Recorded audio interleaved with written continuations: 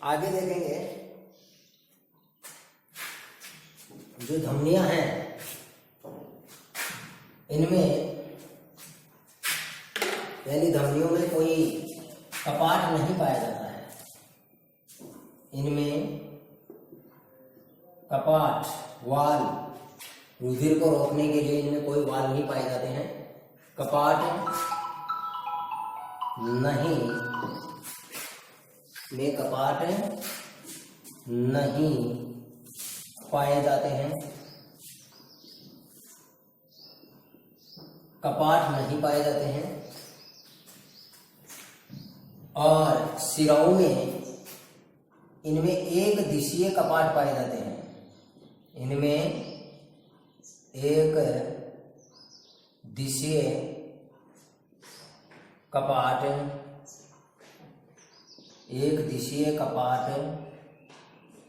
पाए जाते हैं। फिर धमनियों में देखेंगे इनमें रुधिर अधिक दाब के साथ प्रवाहित होता है। अधिक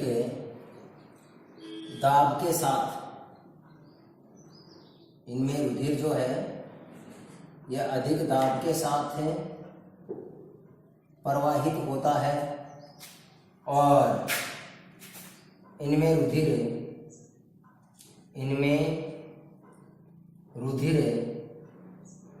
कम दाब के साथ रुधिर जो है कम दाब के साथ प्रवाहित होता है। कम दाब के साथ प्रवाहित होता है। धमनियां जो है व्यक्ति की मृत्यु के बाद ये खाली हो जाती हैं। व्यक्ति की मृत्यु के बाद ये खाली हो जाती हैं। धमनियां खाली हो जाती हैं।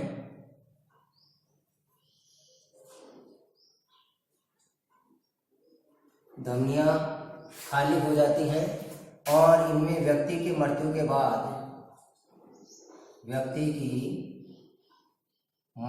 बाद ये खाली नहीं होती हैं। खाली नहीं होती हैं। अब देखो ये हो गई हमारी रुधिर वाहिकाएं। तो 3 प्रकार की रुधिर वाहिकाएं हैं। एक धमनी है, एक शिरा है और एक केशिका है। केशिकाओं का काम पीछे ही हमने देख लिया था कि बहुत कम व्यास की पतली नलिकाएं होती हैं और ये धमनियों को और शिराओं को आपस में जोड़ने का काम करती हैं। धमनियों में और शिराओं में आपको यहाँ से अंतर पूछा जा सकता है या आपका यहाँ प्रश्न बन सकता है कि रुधिर वाहिकाएं कितने प्रकार की होती हैं, समझाइए। एक आपका प्रश्न इसमें बन सकता है धमनी और शिराओं में कोई 2 अंतर लिखिए, 3 लिखिए। तो धमनी और शिराओं में आपको यहाँ से अंतर पूछा जा सकता है। इसके बाद में आपको पूछा जा सकता है कपाट के बारे में कि कौन सी रुधिर वाहिनियों में कपाट पाए जाते हैं या कौन सी रुधिर वाहिनियों में कपाट नहीं पाए जाते हैं। तो जो धमनियां होती हैं इनमें कपाट नहीं पाए जाते हैं और शिराओं में क्या पाए जाते हैं, एक दिशीय कपाट पाए जाते हैं। और इन एक दिशीय कपाटों का मतलब है रुधिर को विपरीत दिशा में जाने से रोकना। पुनः जो प्रवाह है रुधिर का हो रहा है, जैसे कोशिकाओं से हृदय की ओर इनका जो प्रवाह होता है, तो पुनः हृदय से कोशिकाओं की ओर रुधिर को जाने से क्या करते हैं, एक दिशीय कपाट है वो रोकते हैं। एक इसमें आप देखेंगे कि जो धमनियां हैं इनमें रुधिर है वो अधिक दाब के साथ प्रवाहित होता है, जबकि जो शिराएं हैं इन शिराओं में जो रुधिर है वो कम दाब के साथ प्रवाहित होता है। शिराओं में रुधिर कम दाब के साथ प्रवाहित होता है और धमनियों में रुधिर जो है वो अधिक दाब के साथ प्रवाहित होता है। मृत्यु के बाद में धमनियों में रक्त खाली हो जाता है, क्योंकि ये पूरा का पूरा हृदय के दाब पर निर्भर करता है, जबकि व्यक्ति की मृत्यु के बाद में शिराओं में रुधिर पाया जाता है, रहता है। तो ये तो आपकी रुधिर परिसंचरण तंत्र से संबंधित मुख्य मुख्य बातें हो गई। पुनः देखेंगे, देखो रुधिर परिसंचरण में आपका सीधा ऐसे कोई बड़ा प्रश्न नहीं बनेगा कि आपको सीधा ये कह दिया जाए कि रुधिर परिसंचरण या मानव रुधिर परिसंचरण तंत्र का वर्णन करिए, कीजिए, इस प्रकार का कोई प्रश्न नहीं बनेगा। इसके अलग अलग पार्टों में आपके अलग अलग प्रश्न बनेंगे, जिस प्रकार से आपको अलग अलग पार्टों में बताए गए हैं। तो रुधिर परिसंचरण के बारे में आप पूरा अध्ययन कर लेंगे कि मानव का परिसंचरण जो तंत्र है, परिसंचरण तंत्र के अंग कौन कौन से हैं, परिसंचरण तंत्र के जो प्रमुख अंग हैं उनका कार्य क्या क्या है, और अंगों में जैसे हमने देखा था कि रुधिर, फिर रुधिर का आपको पूरा वर्णन याद करना है। और रुधिर के बारे में आपको मैंने बताया था कि रुधिर के दो भाग होते हैं, दो भागों से मिलकर के बना होता है, एक तरल भाग होता है और एक इसका ठोस भाग आया था। तरल भाग संपूर्ण रुधिर का 55% होता है और जो ठोस भाग है वो संपूर्ण रुधिर का 45% होता है। तरल भाग को हम प्लाज्मा कहते हैं और ठोस भाग के अंदर रुधिर कणिकाएं पाई जाती हैं, ब्लड कार्पल्स पाए जाते हैं। इसके बाद में तरल भाग जो प्लाज्मा है, इसका हमने वर्गीकरण पढ़ा था कि प्लाज्मा है, इस प्लाज्मा में भी लगभग 92% यानी 92% तो इसमें जल पाया जाता है और 8% इसमें अकार्बनिक और कार्बनिक, इनऑर्गेनिक और ऑर्गेनिक कंपाउंड्स पाए जाते हैं। और जो ठोस भाग था, इस ठोस भाग में 3 प्रकार की कणिकाएं हमने पढ़ी थी, एक आरबीसी थी, एक डब्ल्यूबीसी थी, एक प्लेटलेट्स थी। आरबीसी का पूरा नाम आपको बता दिया, रेड ब्लड कार्पल्स, लाल रुधिर कणिकाएं। डब्ल्यूबीसी का पूरा नाम आपको बता दिया, व्हाइट ब्लड कार्पल्स, सफेद रुधिर कणिकाएं। और जो प्लेटलेट्स हैं इनको हम क्या कहते हैं, बिंबाणु कहते हैं।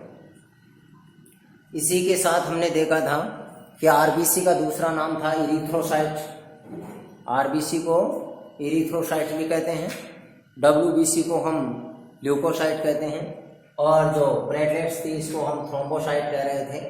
तो इस प्रकार से पूरा का पूरा वर्णन आपको करना है, उसमें कहीं से भी आपको प्रश्न पूछा जा सकता है, जो पढ़ाते समय मैंने आपको बता दिया है।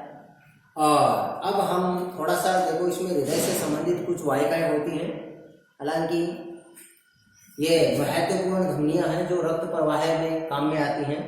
तो इसमें आप लिखेंगे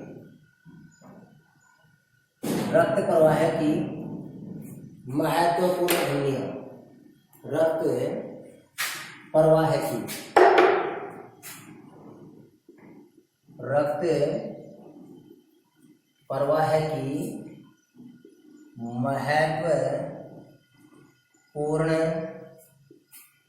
धमनियां, यानी कौन कौन सी धमनियां हैं और ये हमारे शरीर के कौन कौन से अंगों को रक्त का प्रवाह करती हैं। तो इसमें देखो, पहले एक धमनी है कैरोटिड, कैरोटिड धमनी है। और ये जो कैरोटिड धमनी है ये हमारे शरीर में सिर को रक्त पहुंचाने का काम करती है, रक्त का प्रवाह करती है। कहाँ? सिर को। कैरोटिड धमनी है, ये सिर को रक्त पहुंचाने वाली धमनी है, इसका नाम है कैरोटिड। एक सब क्लेविन है, एक धमनी है, इसका नाम है सब क्लेविन, सब क्लेविन धमनी। और ये जो सब क्लेविन धमनी है ये हाथ की बाजू को रक्त पहुंचाने का काम करती है। इसी के साथ में एक पल्मोनरी धमनी है, पल्मोनरी धमनी, पल्मोनरी धमनी, पल्मोनरी ये फेफड़ों को रक्त पहुंचाने का काम करती है। रक्त का प्रवाह किसको करती है? फेफड़ों को रक्त का प्रवाह करती है। इसके बाद में हमारे एक एरोटा है जो हम पीछे पढ़ चुके हैं, एरोटा या इसको महाधमनी कहा जाता है, महाधमनी। धमनी या इसको एरोटा भी कहते हैं। तो ये हृदय से संपूर्ण शरीर को रुधिर का प्रवाह करती है। हृदय से संपूर्ण शरीर को क्या करती है, ये रुधिर का प्रवाह करती है। इसके बाद में एक रीनल धमनी है, रीनल, और ये जो रीनल धमनी है ये वर्क जो है किडनी, इन वर्कों को क्या करती है, रक्त पहुंचाती है। इसके बाद में हिपेटिक धमनी है, हिपेटिक, और ये यकृत को रक्त पहुंचाने का काम करती है, यकृत को। एक गैस्ट्रिक धमनी है, ये गैस्ट्रिक धमनी जो है, गैस्ट्रिक, आप इसको नीचे लिखेंगे, गैस्ट्रिक धमनी। ये गैस्ट्रिक धमनी जो है ये आमाशय को रक्त पहुंचाने का काम करती है। गैस्ट्रिक धमनी है, आमाशय को रक्त पहुंचाती है। एक इलियक धमनी है और एक फीमोरल है। ये दोनों ही, एक तो इलियक धमनी और एक है फीमोरल धमनी। ये दोनों ही जो धमनियां हैं, इलियक धमनी और एक कौन सी हो गई, फीमोरल धमनी, ये दोनों ही धमनियां हैं, ये टांग को रक्त पहुंचाने का काम करती हैं। तो ये हमारे शरीर की महत्वपूर्ण धमनियां हैं जो अलग अलग अंगों को रक्त पहुंचाने का क्या करती हैं, काम करती हैं। इनको लिख लो आप। इसके बाद में हम कुछ शिराओं के बारे में भी हम देखेंगे कि प्रमुख शिराएं कौन सी हैं जो शरीर से रक्त को रुधिर में लाने का काम करती हैं। ये धमनियां जो हैं ये तो हृदय से जो रुधिर है, इस हृदय से रुधिर को शरीर की अन्य कोशिकाओं तक ले जाती हैं, और जो शिराएं होती हैं वो कोशिकाओं से रुधिर को हृदय तक लाती हैं। तो यहाँ महत्वपूर्ण शिराओं के द्वारा रक्त वापसी, महत्वपूर्ण शिराओं के द्वारा, महत्वपूर्ण शिराओं के द्वारा रक्त वापसी, यानी शिराएं हैं जो शरीर की कोशिकाओं से रुधिर को हृदय में लाने का काम करती हैं। तो ये कौन कौन सी हैं, देखो। एक तो है जुगुलर, पहली कौन सी है, जुगुलर शिरा है। और ये जुगुलर जो शिरा है, ये जुगुलर शिरा रक्त को कहाँ से लाती है, सिर से। सिर से कहाँ लाती है, हृदय में। जबकि हमने पीछे पढ़ा था कि कैरोटिड जो धमनी है वो हृदय से रुधिर को कहाँ ले जाती है, सिर तक ले जाती है। उसके बाद में वही नाम है सब क्लेविन, इसका नाम चेंज है। एक तो जुगुलर शिरा है और एक कैरोटिड धमनी है। कैरोटिड धमनी है और जुगुलर शिरा है। और बाकी आप समझ आएंगे कि शिरा के द्वारा तो रक्त वापसी होता है और धमनियों के द्वारा रक्त का प्रवाह होता है। और इसके बाद में आती है सब क्लेविन शिरा। और ये जो सब क्लेविन शिरा है ये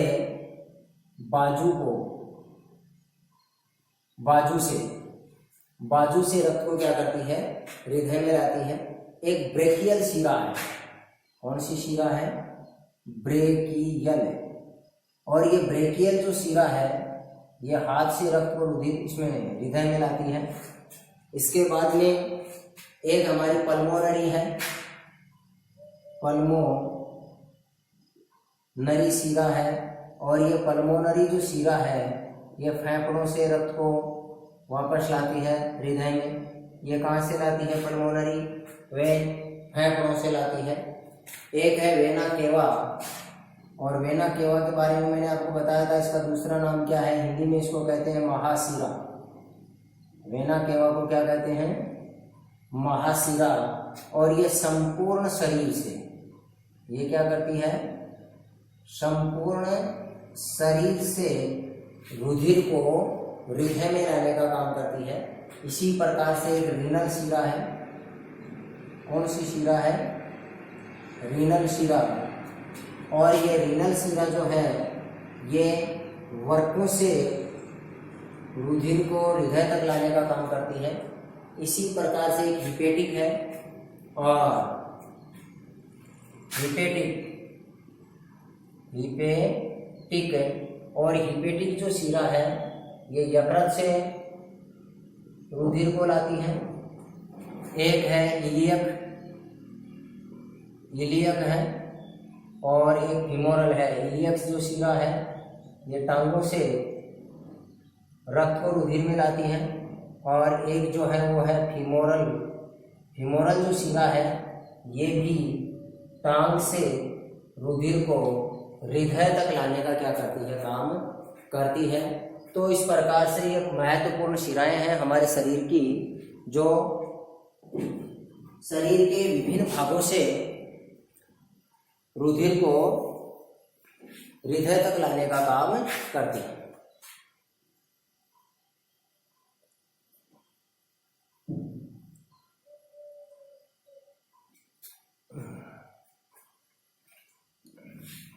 इस प्रकार यह हमारा रुधिर परिसंचरण तंत्र कंप्लीट होता है और इसका आप अच्छी तरह से अध्ययन कर लेंगे। सारे जो तंत्र हैं वो आपके इस चैप्टर में डाल रखे हैं। इनमें से हमने पाचन तंत्र पढ़ लिया है, श्वसन तंत्र पढ़ लिया है और एक रुधिर परिसंचरण तंत्र, यानी 3 तंत्र हैं वो आपके कंप्लीट हो चुके हैं। कहने का मतलब 3 चैप्टर आपके पूरे हो गए हैं। वैसे पार्ट 1 ही चल रहा है लेकिन पार्ट आपका बड़ा है और इसमें सारे तंत्र शामिल किए गए हैं। इस प्रकार से पहले जो अपना सिलेबस था उसके अनुसार देखते हुए आपके वैसे 3 चैप्टर हैं वो आज एक तरह से कंप्लीट हो गए हैं, लेकिन पाठ का नाम हमारा एक ही है, मानव तंत्र। और इसके बाद में हम आगे अध्ययन करेंगे उत्सर्जन तंत्र। अब हम अध्ययन करेंगे उत्सर्जन तंत्र का। मानव उत्सर्जन तंत्र, ह्यूमन एक्सक्रीटरी सिस्टम।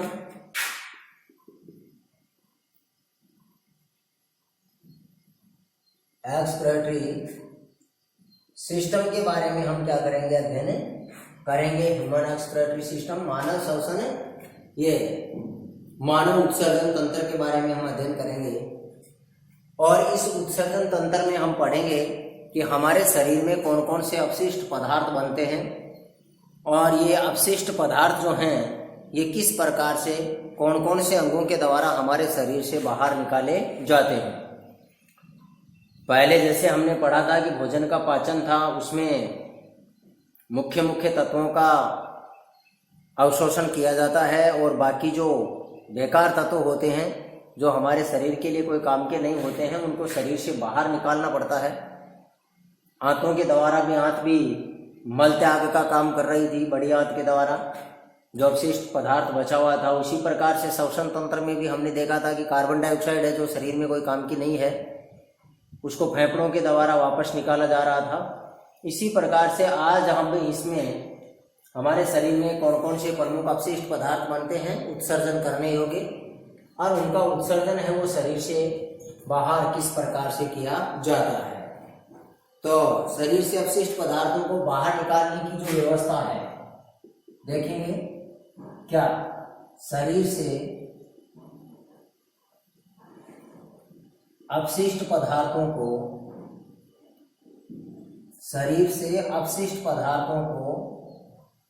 बाहर निकालने की व्यवस्था या निकालने की जो क्रिया है, इसी को मतलब क्या कहा जाता है? उत्सर्जन कहा जाता है। एक परिभाषा हो जाएगी। और शरीर में कार्बोहाइड्रेट और वसा का जो उपापचय होता है, शरीर में कार्बोहाइड्रेट, पीछे हमने पढ़ लिया था, कार्बोहाइड्रेट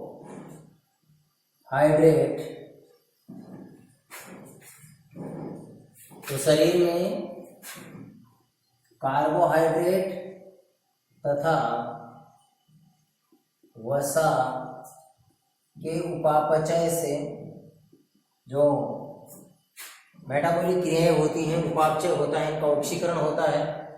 तो शरीर में कार्बोहाइड्रेट तथा वसा के उपापचय से किसका निर्माण होता है? कार्बन डाइऑक्साइड CO2 तथा जल का निर्माण होता है। कार्बन डाइऑक्साइड CO2 तथा H2O किसका सूत्र है? जल का। H2O का निर्माण होता है कार्बोहाइड्रेट के उपापचय से। और जो प्रोटीन का उपापचय है, इससे नाइट्रोजनी अपशिष्ट, प्रोटीन के बारे में हमने पढ़ा था। प्रोटीन के उपापचय से नाइट्रोजनी अपशिष्ट,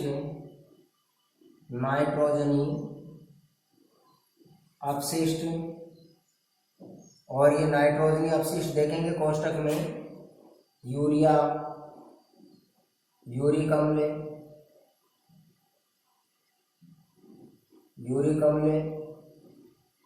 और अमोनिया, ये सारे क्या है? नाइट्रोजनी अपशिष्ट हैं। नाइट्रोजनी उपापचय से नाइट्रोजनी अपशिष्ट, और नाइट्रोजनी अपशिष्टों लिख लेंगे, नाइट्रोजनी अपशिष्टों। और नाइट्रोजनी अपशिष्टों में है यूरिया है, यूरिक अम्ल है, अमोनिया।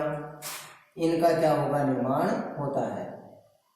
इनका निर्माण होता है। नाइट्रोजनी अपशिष्टों, यूरिया, यूरिक अम्ल और अमोनिया का क्या होता है? निर्माण होता है। अब देखो, ये तो आपकी शरीर से अपशिष्ट पदार्थों को बाहर निकालने की जो क्रिया है, इसको मतलब क्या कहा जाता है? उत्सर्जन कहा जाता है। एक आपको ध्यान रखना है कि कार्बोहाइड्रेट और जो वसा है, वसा, और इसके लिए मैंने आपको बताया था कि इसके एंजाइम के बारे में काफी पूछा जाता है। लाइपेज एंजाइम है। कौन सा एंजाइम होगा? लाइपेज एंजाइम है। और ये वसा को वसीय अम्ल और ग्लिसरॉल में बदल देता है पूर्ण पाचन के बाद में। तो वसा और कार्बोहाइड्रेट से क्या बनेगा? कार्बन डाइऑक्साइड और जल बनता है। इनको भी शरीर से बाहर निकालना पड़ता है। और जो प्रोटीन है, और इस प्रोटीन के अंदर, प्रोटीन जो अंत में पूर्ण पाचन होने के बाद में प्रोटीन है, वो एमिनो अम्लों में बदल जाता है। और ये नाइट्रोजनी अपशिष्ट, यकृत में इनका निर्माण होगा। तो नाइट्रोजनी अपशिष्ट यूरिया, यूरिक अम्ल और अमोनिया, ये किसके अपशिष्ट हैं? नाइट्रोजन के, यानी प्रोटीन के नाइट्रोजनी अपशिष्ट बनते हैं। और ये नाइट्रोजनी अपशिष्टों का नाम है यूरिया है, यूरिक अम्ल है और अमोनिया है। पूछा जा सकता है कि हमारे शरीर में बनने वाले नाइट्रोजनी अपशिष्ट कौन कौन से हैं, या कोई दो नाइट्रोजनी अपशिष्टों के नाम बताइए। तो इसमें एक यूरिया है, अमोनिया है, और एक पक्षियों में बढ़ता है यूरिक अम्ल पेस्ट के रूप में। ये सारे के सारे नाइट्रोजनी अपशिष्ट हैं। इसके बाद में हम देखते हैं कि मानव जो है, इस मानव के प्रमुख उत्सर्जन अंग कौन कौन से हैं। मानव के प्रमुख उत्सर्जन अंग, मानव के प्रमुख उत्सर्जन अंग कौन कौन से हैं? इसमें पहला एक तो है वृक्क। काम क्या करता है? देखो, मानव के उत्सर्जन अंग में प्रमुख उत्सर्जन अंग है वृक्क या किडनी। जो हमारे शरीर में दो जोड़ी वृक्क पाए जाते हैं, जो उत्सर्जन की प्रमुख इकाई है। तो पहले वृक्क है, और ये वृक्क यूरिया का उत्सर्जन करता है। वृक्क जो है, ये किसका उत्सर्जन करता है? यूरिया का उत्सर्जन करेगा। इसके बाद में हमारे शरीर में एक फेफड़ा है, फेफड़े जो भी हम पढ़ चुके हैं श्वसन तंत्र में। फेफड़े ये भी उत्सर्जन है कार्बन डाइऑक्साइड और जलवाष्प का। कार्बन डाइऑक्साइड और जलवाष्प का क्या करते हैं? ये उत्सर्जन करते हैं। एक हमारी त्वचा है, जो त्वचा है स्किन, ये त्वचा भी किसका काम करती है? उत्सर्जन का काम करती है। और इस त्वचा में दो प्रकार की ग्रंथियां पाई जाती हैं, एक तेलीय ग्रंथियां होती हैं और एक सफेद ग्रंथियां होती हैं। तेलीय ग्रंथियों से सीबम का स्रावन होता है, तेलीय पदार्थ होता है जिसको सीबम कहा जाता है, और सफेद ग्रंथियों से सफेद का स्रावन होता है। तो दो प्रकार की ग्रंथियां इस त्वचा में पाई जाती हैं, और सीबम के और इस सफेद के साथ जो नमक है, यूरिया है, लैक्टिक अम्ल है, इन पदार्थों का क्या करते हैं, ये उत्सर्जन करते हैं। तो त्वचा देखो, त्वचा में दो प्रकार की ग्रंथियां पाई जाती हैं।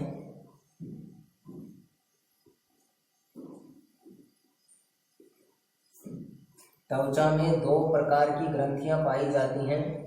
एक होती हैं तेलीय ग्रंथियां, तेलीय ग्रंथियां जिनसे तेलीय पदार्थ सीबम, जिनसे तेलीय पदार्थ सीबम का स्रावन होता है। तेलीय पदार्थ सीबम का क्या होता है, स्रावन होता है। और दूसरी देखेंगे सफेद ग्रंथियां, इनको पसीने की ग्रंथियां भी कहा जाता है, सफेद का मतलब पसीना होता है। दूसरी है सफेद ग्रंथियां जिनसे सफेद यानी ऑब्लिक लगा के लिख लेंगे हम, पसीना, सफेद पसीने का स्रावन किया जाता है, पसीने का स्रावन किया जाता है, और इनके साथ या इनके द्वारा त्वचा से मुख्य रूप से नमक का उत्सर्जन होता है। सोडियम क्लोराइड का लवण है NaCl, नमक है, कुछ मात्रा में यूरिया है, एक लैक्टिक अम्ल है, लैक्टिक अम्ल का उत्सर्जन किया जाता है, लैक्टिक अम्ल का उत्सर्जन किया जाता है। तो ये दूसरा हमारा तीसरा श्वसन अंग है त्वचा। त्वचा में आप ध्यान रखेंगे कितने प्रकार की ग्रंथियां पाई जाती हैं, दो प्रकार की। एक तेलीय ग्रंथियां होती हैं, और एक तेलीय ग्रंथियों से किसका स्रावन होता है, सीबम का स्रावन होता है। और एक सफेद ग्रंथियां होती हैं, इन सफेद ग्रंथियों से सफेद यानी पसीने का स्रावन होता है। और इस त्वचा के द्वारा यूरिया है, लैक्टिक अम्ल है और नमक है, इसका मतलब क्या किया जाता है, उत्सर्जन किया जाता है। उतारेंगे इसको। इसके बाद में हम आगे वाला, उतारने का मतलब आप पहले ध्यान रखें, जो आपको बार बार नहीं कहना पड़े कि वीडियो को आप पॉज कर लें और फिर उतार लें। पहले आप समझ लें अच्छी तरह से, और समझने के बाद में इसको उतारें।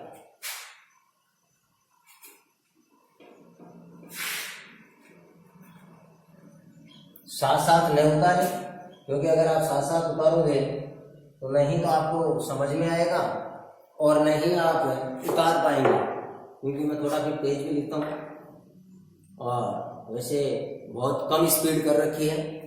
बाकी जो विद्यार्थी पढ़े हुए हैं वो लिखने की स्पीड को अच्छी तरह से जानते हैं, लेकिन कक्षा का काम थोड़ा अलग होता है। यहाँ मैं बहुत ही धीरे धीरे आपको लिखा रहा हूँ। तो यकृत हो गया। इसके बाद में उत्सर्जन अंग जो है वो हमारा है आंत। यकृत कौन सा हुआ, तीसरे नंबर का, ये यकृत नहीं हुआ, आंत हो गई तीसरे नंबर की, आंत हो गई। चौथा उत्सर्जन अंग कौन सा है, यकृत। और जो ये यकृत है, ये रुधिर के अंदर जो अमोनिया बनती है, नाइट्रोजनी अपशिष्ट, इस अमोनिया को, ये एक विषैली गैस होती है, और इस विषैली अमोनिया गैस को यकृत जो है वो यूरिया में परिवर्तित करके शरीर से बाहर निकालने का काम करता है। इसी के साथ साथ बिलीरुबिन, बिलीरुबिन इस प्रकार के जो वर्णक हैं, विटामिन हैं, स्टेरॉइड हार्मोन्स हैं, इनको भी ये यकृत है वो शरीर से बाहर निकालने का काम करता है। तो यकृत में देखेंगे रुधिर में उपस्थित है, रुधिर में उपस्थित है विषैले पदार्थ, रुधिर में उपस्थित विषैले पदार्थ अमोनिया को, विषैले पदार्थ अमोनिया को यूरिया, अमोनिया को यूरिया में बदलकर शरीर से बाहर निकालता है। अमोनिया को यूरिया में बदलकर शरीर से बाहर निकालता है, बाहर निकालता है। और इसी के साथ साथ देखो वर्णक है बिलीरुबिन, जो पित्तलवण हमने पढ़ा था, बिलीरुबिन है, बिलीविरिडिन है, बिलीविरिडिन है, कुछ विटामिन्स हैं, स्टेरॉइड्स हैं, स्टेरॉइड का उत्सर्जन करता है, स्टेरॉइड का उत्सर्जन करता है। तो ये उत्सर्जन का काम किसका हो गया? यकृत का। इसके बाद में है आंत। इंटेस्टाइन के बारे में हम पढ़ चुके हैं कि आंत्र जो है वो भोजन के पाचन के बाद में, बड़ी आंत हमने पढ़ी थी, और बड़ी आंत के 3 भाग हमने पढ़े थे, और इन 3 भागों में अंतिम भाग था रेक्टम या मलाशय, और इस मलाशय का अंतिम भाग था एनस, गुदा, और इसके द्वारा बड़ी आंत में भोजन का पाचन नहीं होता है, यानी जल का और विटामिन का। और वहाँ भी मैंने आपको बताया था कि विटामिन में भी मुख्य रूप से विटामिन B12 का अवशोषण ज़्यादा होता है। तो आंत्र के द्वारा बड़ी आंत में जल, भोजन में से जल का और विटामिनों का अवशोषण करने के बाद में जो अपशिष्ट पदार्थ बचता है उसको गुदा के द्वारा बाहर त्याग दिया जाता है। तो आंत्र क्या इसमें लिखेंगे? भोजन के पाचन के बाद, पूर्ण पाचन मान लें उसको, भोजन के पाचन के बाद बचे अपशिष्ट पदार्थों का उत्सर्जन, अपशिष्ट पदार्थों का क्या करती हैं? ये आंत उत्सर्जन करती हैं। भोजन के पाचन के बाद में जो अपशिष्ट पदार्थ बच जाते हैं।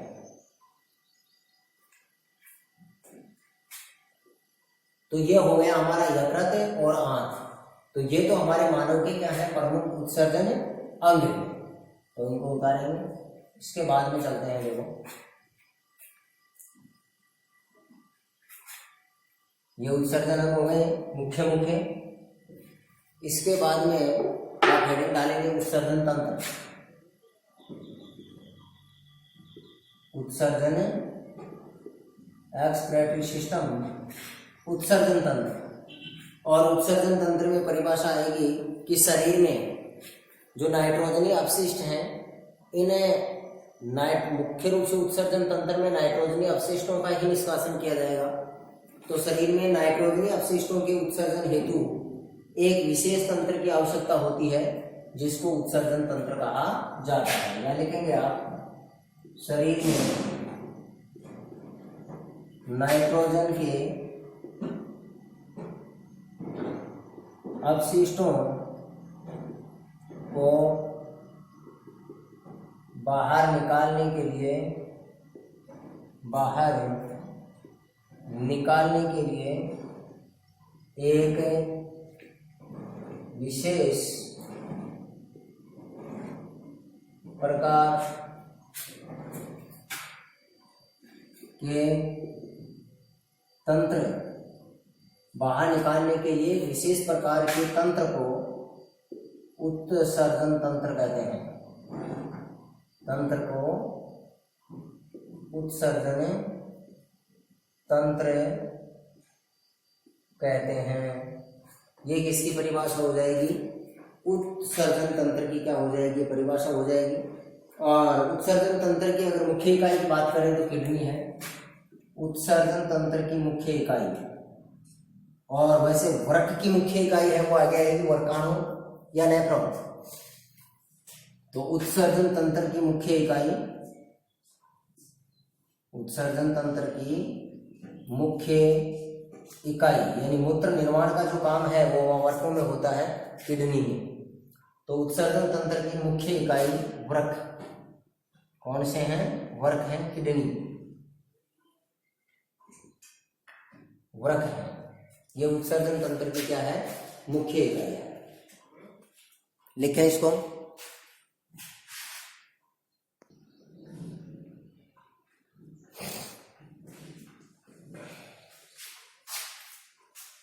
उत्सर्जन तंत्र की परिभाषा हो गई और उत्सर्जन तंत्र की मुख्य इकाई का नाम हो गया। इसके बाद में आप हेडिंग डालेंगे उत्सर्जन तंत्र के भाग। उत्सर्जन तंत्र के भाग कौन कौन से हैं? उत्सर्जन तंत्र के भाग। उत्सर्जन तंत्र के भागों में देखेंगे कि देखो वृक्क है, वृक्क और किडनी जिनको बोलते हैं, और इनकी संख्या होती है 2। मानव शरीर में वृक्क कितने पाए जाते हैं? एक जोड़ी, 2 वृक्क पाए जाते हैं। एक मूत्रवाहिनियां हैं, मूत्र वाहिनियां यूरेटर्स जिनको बोलते हैं, यूरेटर्स। और इन मूत्र वाहिनियों की भी संख्या कितनी होती है? 2 होती है। एक मूत्राशय होता है, मूत्राशय ब्लैडर, और मूत्राशय की संख्या मानव शरीर में 1 होती है। एक मूत्र मार्ग है, ये भी 1 होगा।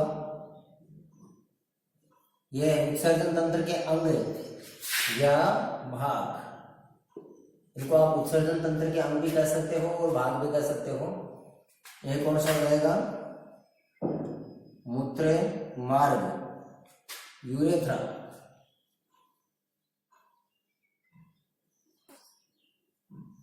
और इस मूत्र मार्ग की संख्या भी हमारे मानव शरीर में 1 होती है, यूरेथ्रा की भी। तो मूत्रवाहिनियां हो गई, मूत्राशय हो गया, मूत्र मार्ग हो गया, वृक्क हो गया, ये उत्सर्जन तंत्र के मुख्य भाग हैं। इसके बाद मैं इधर लिख रहा हूं। और हमारे देखो शरीर में बनने वाले प्रमुख अपशिष्ट पदार्थ, हेडिंग डाल लेंगे आप नीचे, प्रमुख अपशिष्ट पदार्थ। चलो नीचे डालिए। ये तो उत्सर्जन तंत्र के अंग या भाग हो गए। इसके बाद में हम देखेंगे प्रमुख अपशिष्ट पदार्थ। प्रमुख अपशिष्ट पदार्थ, मुख्य अपशिष्ट पदार्थ कौन कौन से हैं? प्रमुख अपशिष्ट पदार्थों में देखो अमोनिया, यूरिया, यूरिक अम्ल। देखो जीवों में प्रमुख अपशिष्ट पदार्थ हैं अमोनिया और यूरिया, यूरिक अम्ल, स्टेरॉइड है, कार्बन डाइऑक्साइड है, कार्बन डाइऑक्साइड है, स्टेरॉइड प्रकृति के जो रासायनिक पदार्थ हैं, बिलीरुबिन है, बिलीरुबिन, बिलीविरिडीन,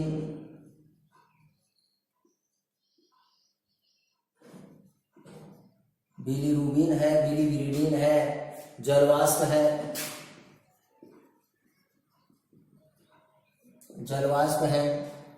ये सारे के सारे मतलब क्या है? अपशिष्ट पदार्थ हमारे शरीर में बनने वाले प्रमुख अपशिष्ट पदार्थ हैं। इसके बाद में आप हेडिंग डालेंगे, इनको तो उतार लेंगे कि हमारे शरीर में बनने वाले प्रमुख, जीवों के शरीर में बनने वाले प्रमुख अपशिष्ट पदार्थ कौन कौन से हैं और उनके विभिन्न अंगों के बारे में हम पीछे चर्चा कर चुके हैं। इसके बाद में आप हेडिंग डालेंगे कि नाइट्रोजनी अपशिष्ट, अपशिष्टों के प्रकार एवं इनके उत्सर्जन के आधार पर जंतु, दोनों ही आप एक जगह ही लिख लेंगे। नाइट्रोजनी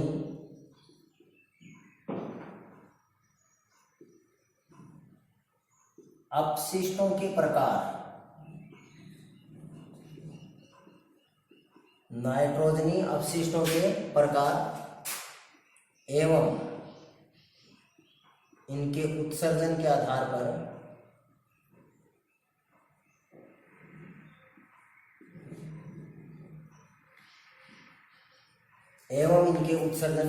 पर जंतु या प्राणी,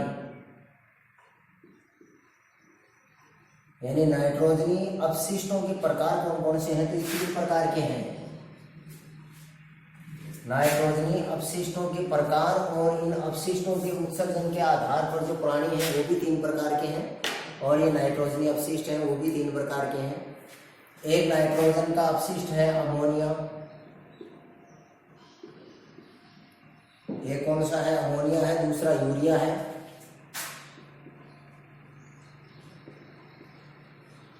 और एक है यूरिक अम्ल।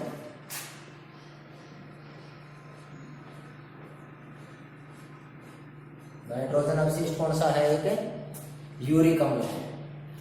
तो यहाँ ध्यान देंगे कि नाइट्रोजनी अपशिष्टों के प्रकार, 3 प्रकार के नाइट्रोजन के अपशिष्ट हैं वो जीवों के शरीर में बनते हैं। एक अमोनिया के रूप में बनता है, एक यूरिया के रूप में बनता है, और एक जो है वो यूरिक अम्ल के रूप में बनता है।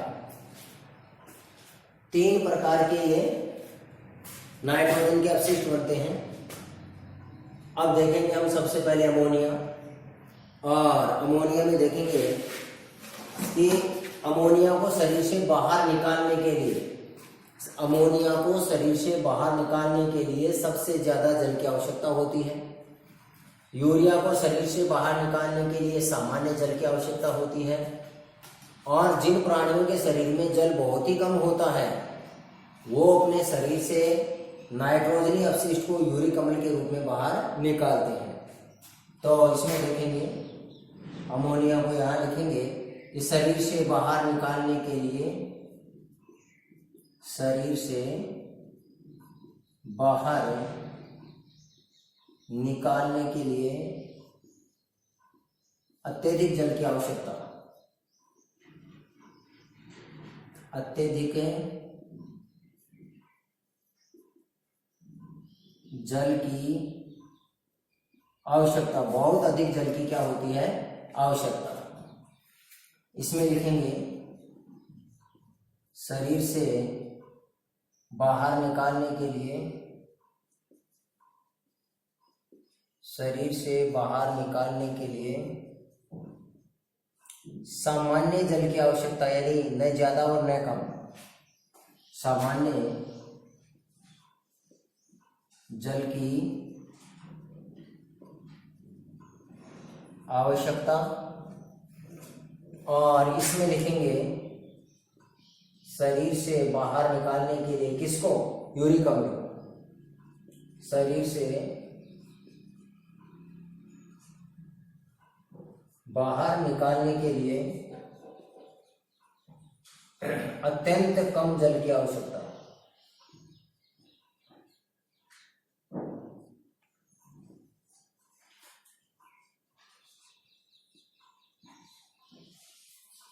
अत्यंत बहुत कम जल की क्या होगी, आवश्यकता होगी। इसमें एग्जाम्पल देखेंगे तो अधिकांशतः जलीय जीव, अधिकांशतः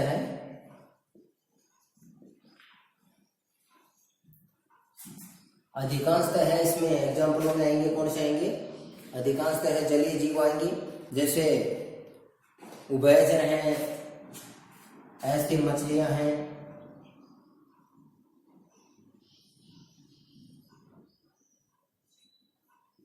उभयचर है।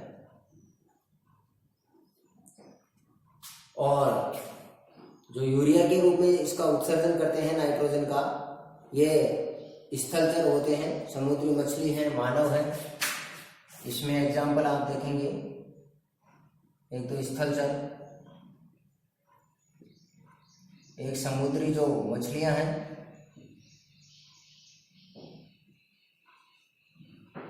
मानव है। यानी जो स्तनधारी होते हैं वो सारे के सारे मैमल्स किसमें आएंगे, यूरियोटेलिक होते हैं। ये यूरिया के रूप में इसका उत्सर्जन करते हैं। और इसमें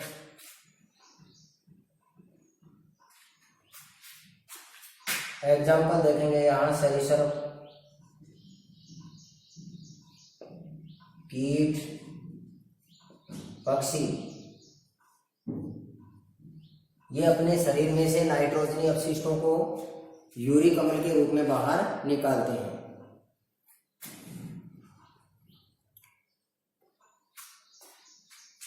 ये एग्जाम्पल हो गए। इसके बाद में यही आप इसको लिखेंगे, इन जीवों को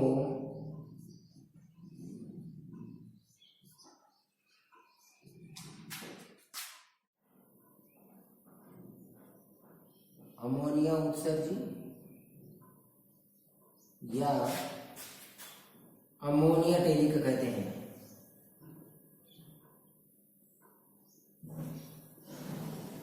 अमोनिया उत्सर्जी या अमोनिया टेलिक।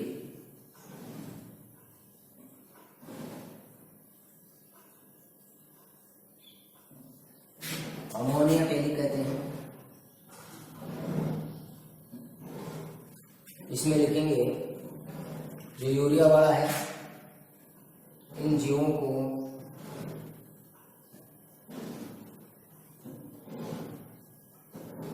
यूरिया टेलिक यानी यूरिया उत्सर्जी,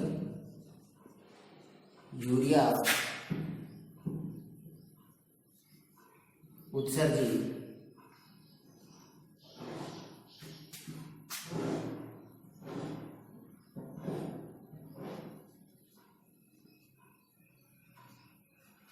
यूरिया यूरियोटेलिक।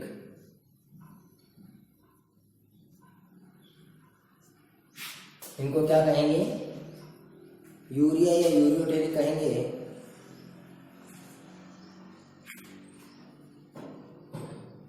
और इनको हम यूरिकोटेलिक कहेंगे। इसमें क्या होगा, इन जीवों का मूत्र तथा मल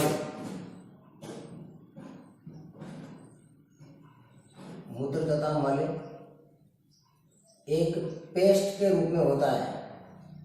एक पेस्ट के रूप में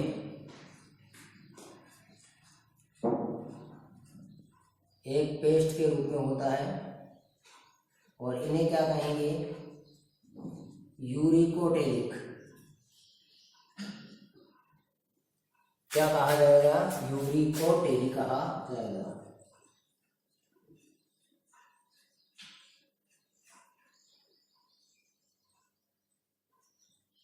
इन जीवों को क्या कहते हैं, यूरिकोटेलिक कहते हैं। अब देखो यहाँ कि नाइट्रोजनी अपशिष्टों के आधार पर जीव कितने प्रकार के होते हैं, 3 प्रकार के।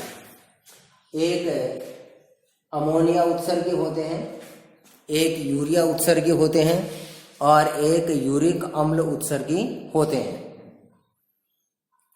और इसमें भी आप ध्यान में रखेंगे कि इस जीवों के शरीर से नाइट्रोजनी अपशिष्टों को बाहर निकालने के लिए अत्यधिक जल की आवश्यकता है। वो कौन से जीवों को होती है, जो अपने शरीर से नाइट्रोजन को अमोनिया के रूप में बाहर निकालते हैं। इनको अत्यधिक जल की आवश्यकता होती है। और जो अपने शरीर को यूरिया के रूप में, यूरिया का सूत्र होता है NH2CONH2।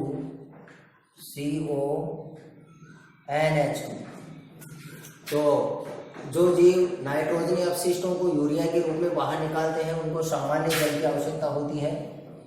और जो यूरिक अम्ल के रूप में, यानी जिन जीवों में, कहने का मतलब जैसे रेगिस्तानी जो जीव है, भाई रेगिस्तान में जल की मात्रा क्या होती है, कम होती है।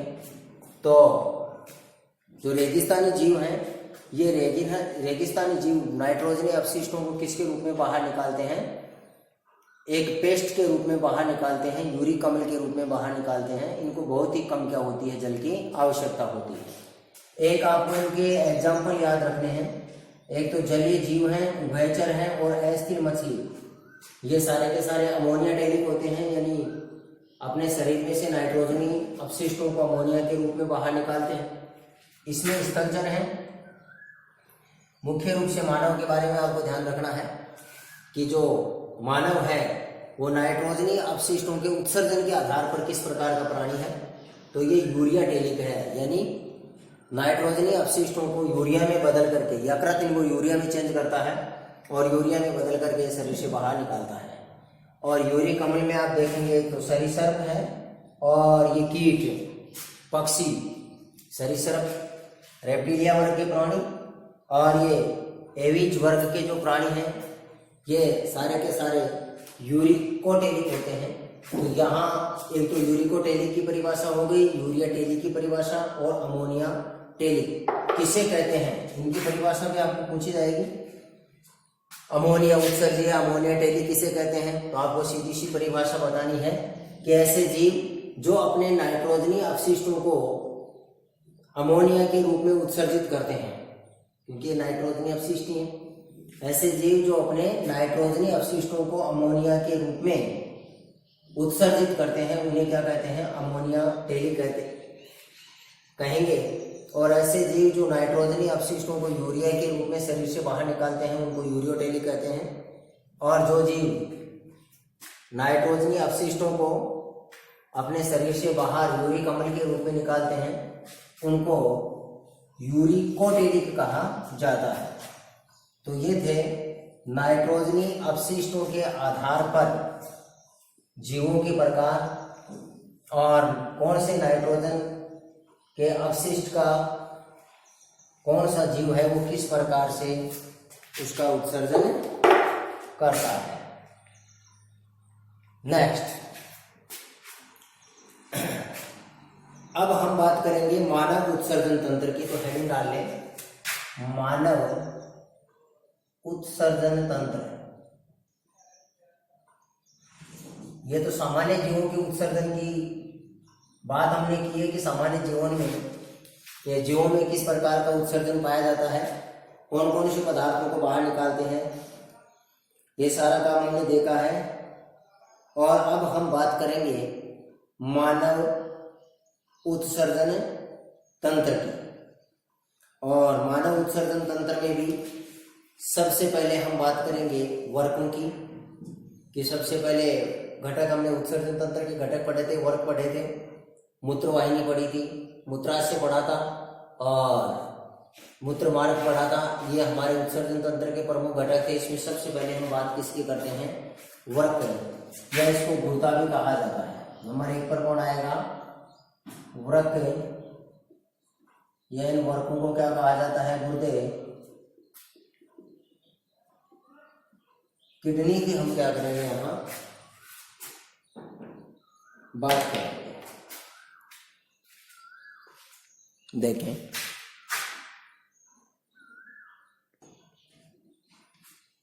तो सबसे पहले हम किसकी बात करेंगे? वर्कों की बात करेंगे। वर्क या गुर्दे, ये किडनी। और इसमें हम देख रहे हैं, देखो ये क्या है? मानव का मुख्य उत्सर्जन अंग है। मानव का मुख्य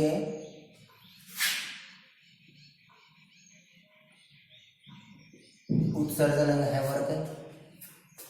सेम के बीज की आकृति के और गहरे भूरे रंग के होते हैं। वर्क क्या होते हैं? वर्क सेम के बीज की आकृति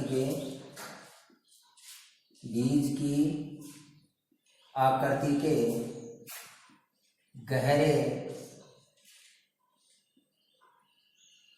भूरे रंग के होते हैं।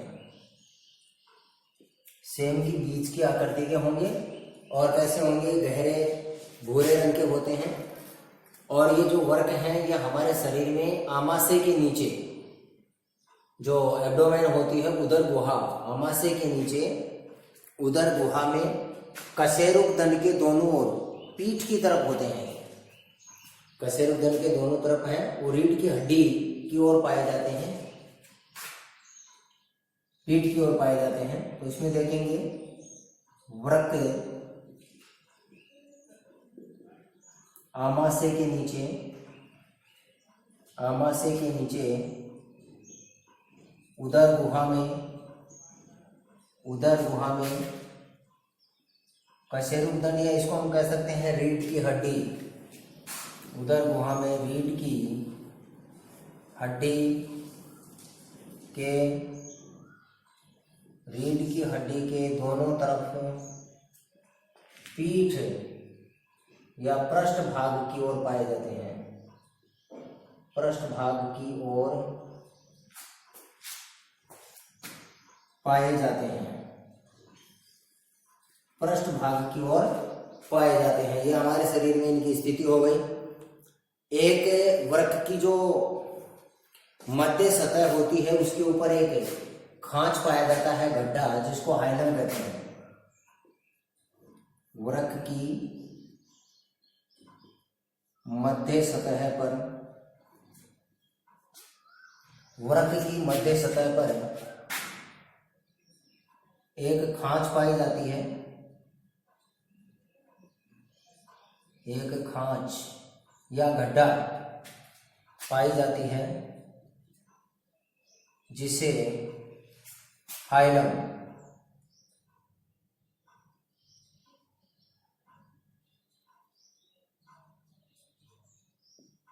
हाइलम,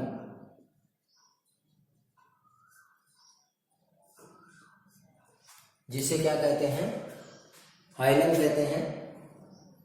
और इस हाइलम के पहले देख लो इसको, यहाँ मानव का मुख्य उत्सर्जन अंग हो गया। किस प्रकार की संरचना है, गहरे कौन सी आकृति के होते हैं, सीएम के बीच की आकृति के होते हैं और गहरे भूरे रंग के होते हैं। पाए कहाँ जाते हैं, आमाशय के नीचे उदर गुहा में रीढ़ की हड्डी के दोनों तरफ पीठ की ओर ये पाए जाते हैं। और इस वृक्क की मध्य सतह पर एक खांच पाई जाती है और इसी को मतलब क्या कहा जाता है, हाइलम कहा जाता है। ये जो हाइलम भाग होता है, इस हाइलम के भीतरी भाग में कीपनुमा संरचना पाई जाती है। हाइलम का भी भीतरी भाग होता है, उसमें कीप जैसी संरचना पाई जाती है। और इस कीपनुमा संरचना को पेल्विक्स कहते हैं। इस पेल्विक्स में रक्त में से छना हुआ जो यूरिया युक्त अपशिष्ट पदार्थ होता है, जिसको मूत्र कहा जाता है, ये एकत्रित होकर के मूत्र वाहिनी में क्या करता है, प्रवेश करता है। इसी के साथ जो हाइलम भाग है, इस हाइलम भाग से एक तो वृक्क धमनी प्रवेश करती है, वृक्क शिरा भी हाइलम भाग से ही प्रवेश करती हैं, और जो मूत्र वाहिनियां हैं वो भी इस हाइलम भाग से ही वृक्कों से क्या होती हैं, बाहर निकलती हैं। पहले इसको उतार लो, इसके बाद में बोलेंगे।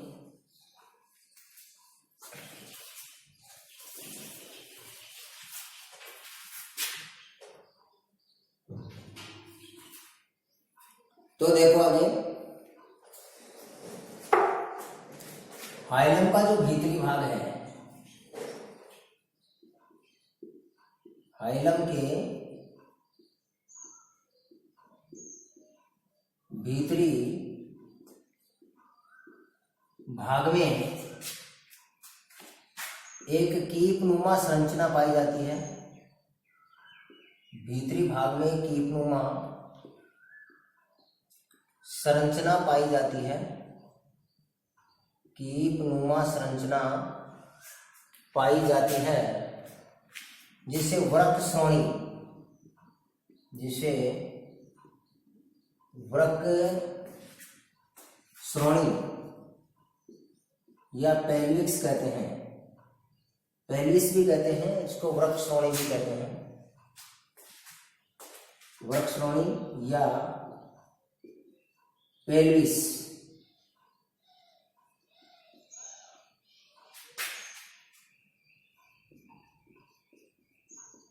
या पेल्विस कहते हैं। पेल्विस में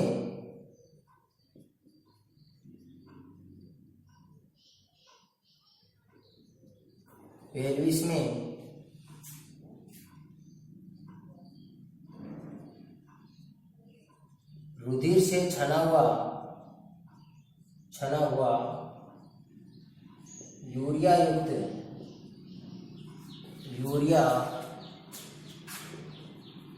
युक्त मूत्र एकत्रित होता है। ये कहाँ आकर के एकत्रित होता है? पेल्विस भाग में आकर के एकत्रित होता है। और एक जो वर्क का हाइलम भाग है,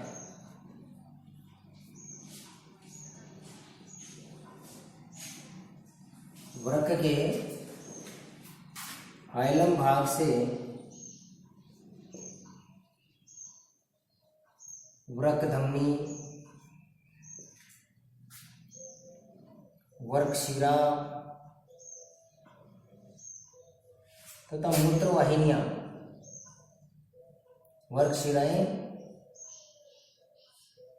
वर्कशिरा प्रवेश करती हैं तथा मूत्र वाहिनी बाहर निकलती है। मूत्र वाहिनी क्या होती है? यहाँ से ये जो हाइलम भाग है, इस हाइलम भाग से क्या होती है? ये बाहर निकलते हैं।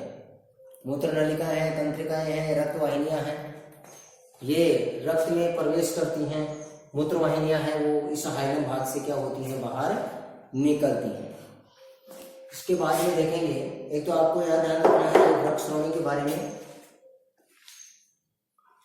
या इसको पेल्विस भी कहा जाता है।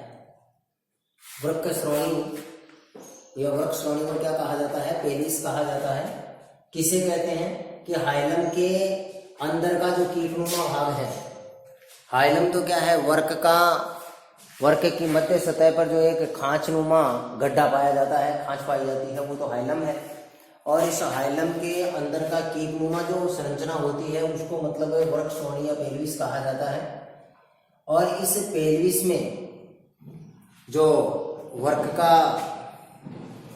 वर्काणु है, उस वर्काणु का जो नेफ्रॉन है, बोमेन संपुट, उसमें रुधिर में से जो अपशिष्ट छनते हैं नाइट्रोजन युक्त यूरिया, तो इस पेल्विस में आकर के एकत्रित होता है और इसी को क्या कहा जाता है? मूत्र कहा जाता है। एक आपको ये ध्यान रखना है कि जो वृक्क है, इस वृक्क के हाइलम भाग से कौन कौन सी संरचनाएं हैं वो प्रवेश करती हैं। तो वृक्क का जो हाइलम भाग है, इसमें एक तो देखो वृक्क नलिकाएं होती हैं। वृक्क नलिकाओं में वृक्क धमनी भी आ गई और वर्कशिरा भी आ गई। वृक्क की क्रियाओं को नियंत्रित करने के लिए तंत्रिकाएं आ गई, तो तंत्रिकाएं हैं। और मूत्र वाहिनियां हैं, ये वृक्क के हाइलम भाग से प्रवेश करती हैं। और इसके बाद में हम देखेंगे वृक्क के भाग, कि वृक्क को कितने भागों में बांटा गया है। वृक्क के भाग, और वृक्क के कितने भाग हैं?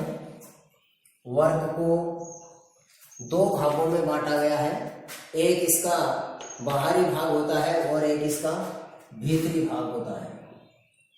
प्रत्येक वृक्क को 2 भागों में बांटा गया है। एक वृक्क का बाहरी भाग है और एक वृक्क का भीतरी भाग है। वृक्क का जो बाहरी भाग है, इसको वलकुट कहा जाता है। वलकुट या कॉर्टेक्स, वलकुट या कॉर्टेक्स कहेंगे। और वृक्क का जो भीतरी भाग है, इसको मध्यांश कहा जाता है। वलकुट या कॉर्टेक्स, बस ऐसा ही लिख लेंगे कि वृक्क के 2 भाग, एक बाहरी भाग है और एक भीतरी भाग है। इसके बाहरी भाग को तो वलकुट या कॉर्टेक्स कहते हैं और इसका जो भीतरी भाग है, इसको मध्यांश या इसको मेडुला भी कह दिया जाता है। तो ये वृक्क के 2 भाग हैं।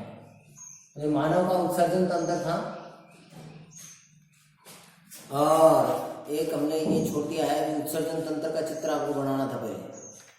भाई उत्सर्जन तंत्र में एक वर्क का आ गया है, चलो दोनों यही बना लिया। एक तो मानव के उत्सर्जन तंत्र का चित्र बनाना है और एक आपको वर्क का चित्र बनाना है। तो सबसे पहले तो आपको मानव के उत्सर्जन तंत्र का चित्र बनाना है। देखेंगे पहले इधर देखो, ये मानव के शरीर में पाए जाने वाले दो वृक्क हैं। ये लगभग सेम के बीच के आकृति के होते हैं। ये दो वृक्क हैं।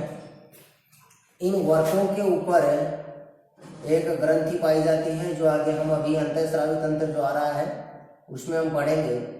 और इस ग्रंथि का नाम है एड्रिनल ग्रंथि। वृक्कों के ऊपर कौन सी ग्रंथि पाई जाती है?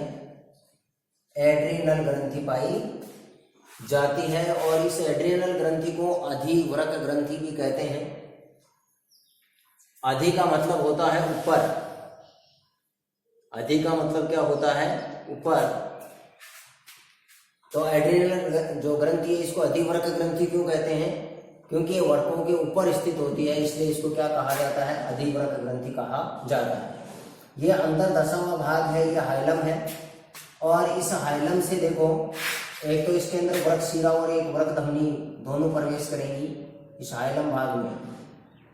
एक तो वृक्क शिरा भी प्रवेश करेगी और एक वृक्क धमनी भी इसमें प्रवेश करेगी। एक वृक्क धमनी है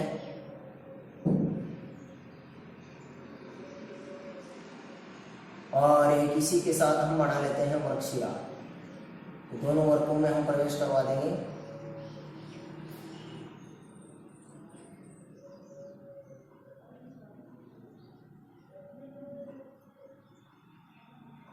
ये वृक्क शिरा है।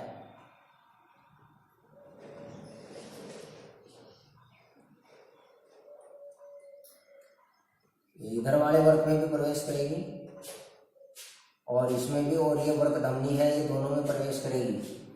जो हमने खाली लाइन छोड़ी है ये धमनी है, जहां हमने डॉटेड कर दिया है वो वृक्क शिरा है।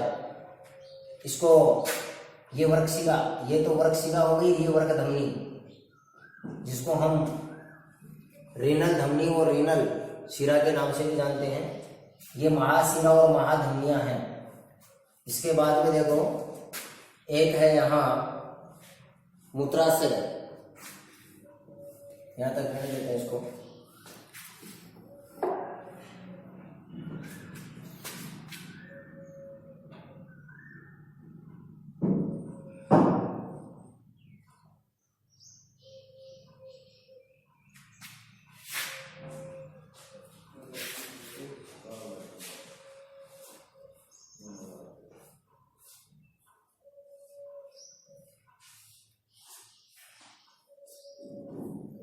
ये ब्लैडर या मूत्राशय है और यहाँ वृक्कों से निकल करके दो मूत्रवाहिनियां, वृक्कों से निकल करके दो मूत्रवाहिनियां इस मूत्राशय में प्रवेश करती हैं। जो वृक्कों में जो छना हुआ यूरिया अपशिष्ट है इसको मूत्राशय में ला करके क्या कर देंगे? एकत्रित कर देंगे। इसके बाद में मूत्र मार्ग है, ये मूत्राशय है।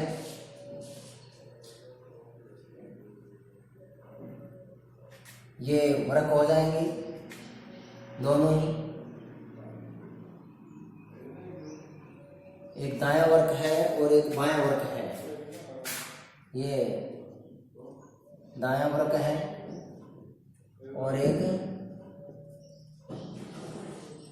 बायां वृक्क है। यहाँ ये एड्रिनल ग्रंथि है और इस एक वृक्क धमनी है और एक वृक्क शिरा है। एक तो वृक्क शिरा और एक को हम क्या कहेंगे? वृक्क धमनी कहेंगे। ये मूत्राशय है, ये मूत्र मार्ग है, मूत्र मार्ग। और ये दो मूत्रवाहिनियां होती हैं। ये क्या है? मूत्र वाहिनी है। तो ये नामांकित चित्र है हमारे उत्सर्जन तंत्र का। उत्सर्जन तंत्र के नामांकित चित्र को आप बना लेंगे और इसके बाद में हम आगे देखेंगे। तो आगे हम एक इसमें वर्क का चित्र और बना लो। बन गया वर्क का चित्र और बनाते हैं अलग से, जो उत्सर्जन तंत्र की मुख्य इकाई है। तो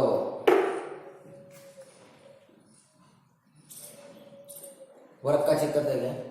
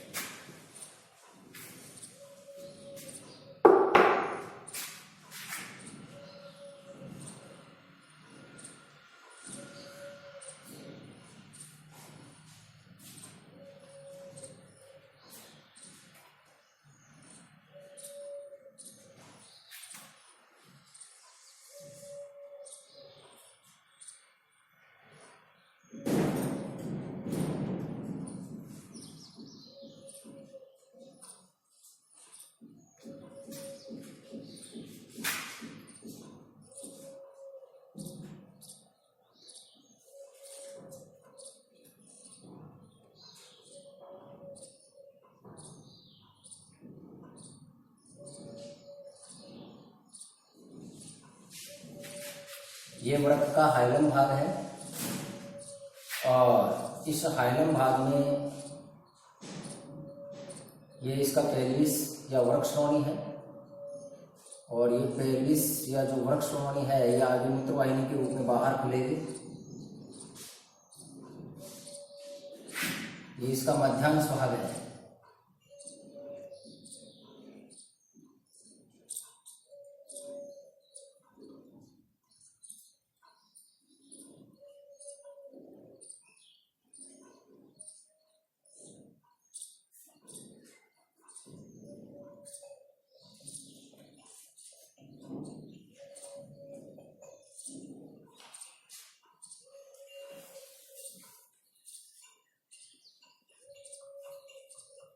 ये मध्यांश है। बाहर वाला भाग वलकुट है। इसमें रुधिर वाहिनी, एक तो वृक्क शिरा और एक वृक्क धमनी इसके अंदर प्रवेश कर रहे हैं। यहाँ ये संग्रह नलिकाएं होती हैं बीच बीच में।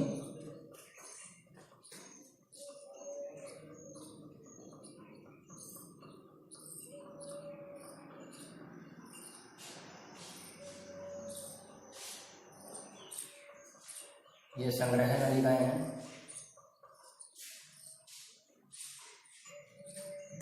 अब देखिए ये वृक्क के हाइलम का भीतरी भाग अभी हमने पढ़ा था जो कीगनुमा होता है, इसको हम वृक्क श्रोणी या पेल्विस कहते हैं।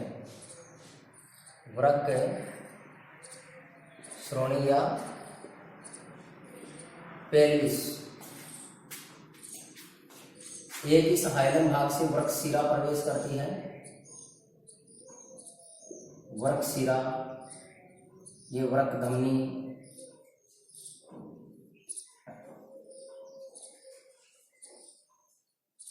वृक्क धमनी और ये मूत्रवाहिनी।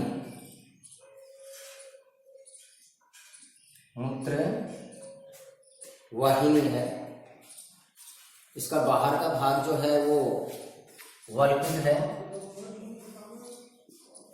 वलकुट या इसको कॉर्टेक्स कहते हैं। वलकुट या कॉर्टेक्स है। मध्यांश भाग को, भीतरी भाग जो है इसको मध्यांश या मेडुला,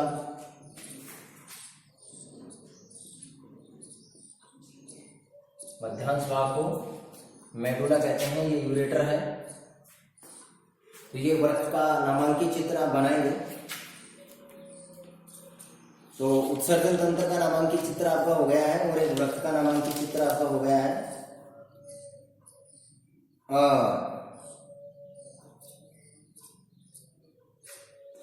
जो वृक्क धमनी है उसको थोड़ा सा अलग ऐसे दर्शा देंगे आप। वर्क शिरा, वर्क शिरा में यहाँ देखो अपशिष्ट यानी नाइट्रोजनी अपशिष्ट रहित रुधिर ये वर्क शिराओं के द्वारा वर्क से बाहर निकलेगा। यहाँ से जो रुधिर बाहर निकलेगा इसमें नाइट्रोजनी अपशिष्ट रहित रुधिर है। नाइट्रोजनी अपशिष्ट रहित क्या है, इसमें रुधिर है। और जो वर्क धमनी है ये वर्क धमनी हमारे वर्क में नाइट्रोजन युक्त अपशिष्ट रक्त को,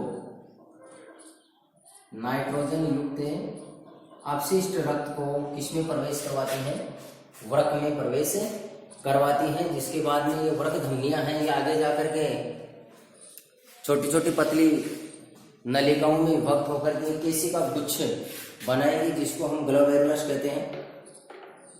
और इस ग्लोमेरुलस में केशिका गुच्छ में फिर रुधिर के छनने की क्रिया होती है, निस्पंदन की क्रिया।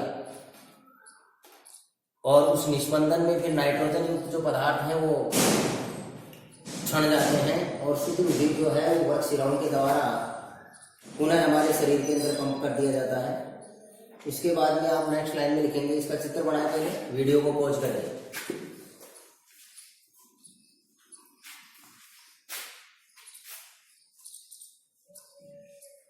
वीडियो को पॉज करके इसका चित्र बना लेंगे। इसके बाद में देखो वर्क की एक संरचनात्मक और क्रियात्मक इकाई होती है जिसको हम वर्काणु या नेफ्रॉन कहते हैं। वर्क की क्रियात्मक व संरचनात्मक इकाई, ध्यान देंगे, वर्क की क्रियात्मक व संरचनात्मक इकाई, क्रियात्मक व संरचनात्मक इकाई कौन है, वर्काणु। वर्काणु या इसको नेफ्रॉन कहते हैं।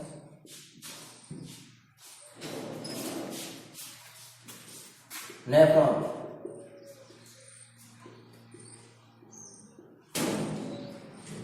वर्क की संरचनात्मक और क्रियात्मक इकाई का नाम क्या है, नेफ्रॉन है। और वर्कों में इनकी संख्या है वो कई लाखों में पाई जाती है। इसके बाद में हम नेफ्रॉन का अध्ययन करेंगे। यहां ध्यान रखेंगे वर्क की संरचनात्मक व क्रियात्मक इकाई का नाम क्या है, नेफ्रॉन है। और इसके बाद में हम नेफ्रॉन या इसको वर्काणु भी कहा जाता है। इसके बाद में अध्ययन हम करेंगे नेफ्रॉन या वर्काणु की संरचना का। तो आप हेडिंग डालेंगे वर्काणु की संरचना, वर्काणु या नेफ्रॉन की संरचना। और इस वर्काणु या नेफ्रॉन को जो है ये दो भागों में बांटा गया है।